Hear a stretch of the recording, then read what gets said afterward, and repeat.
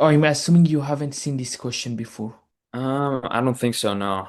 Okay. So please tell me your task. The argument proceeds by, so these questions are just kind of trying to see how the argument, like the argument structure kind of like how the argument goes about. I don't know. I remember we went over this the other day, but I don't know how to put it into words, but we're just kind of trying to see what the argument does, sort of thing. Yes, method of reasoning. What That's method are right, they right, using? right. So please read it, and when you get to the end, let me know. And this is a challenging question, very hard question. I want you to really try your best. Perfect. All right. All right.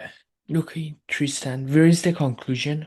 It's the last sentence that this indicates health of the newborn depends largely to amount of food for the mother during her pregnancy. Exactly. And in your own words, what is happening in the argument?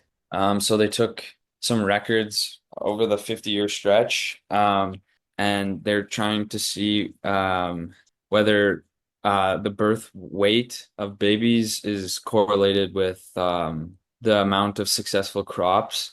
And then they're saying that when crops were higher, more successful crops, I guess, the birth weights of the babies were higher. So then they're basically concluding that to a large extent, the crops that turn into food, obviously for people and the mothers, the more successful the crops, the higher the weight of the baby.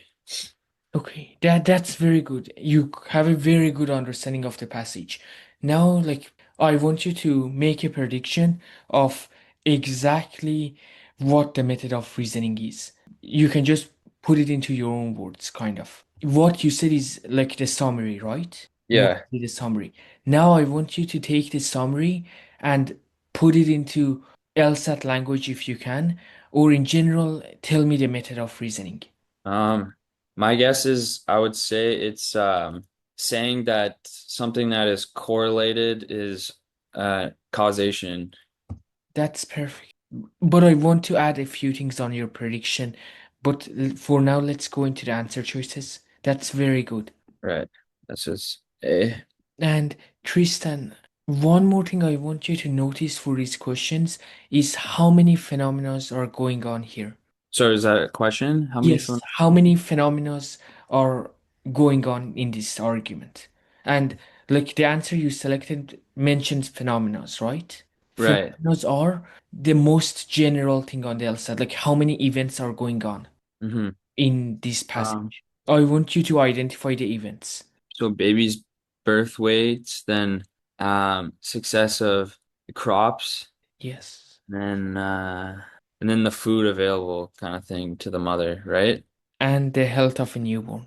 Health, sorry. So four phenomena, right? Right. Also, another thing I want you to get good at is eliminating answer choices based on single words. Like this one says sole cause. We never talk about the only cause of something, right? So not, Right. and you mentioned like it goes from correlation to causation. So you don't want to say correlation to correlation. And if you notice, none of these guys except A say there is like four phenomena. For example, this is inferring from records considering two phenomena about a common cause of the phenomena. So it doesn't even mention the two other phenomena. And it talks about like common cause, right? So you have to get good at being picky. Be picky with the wording. So Right.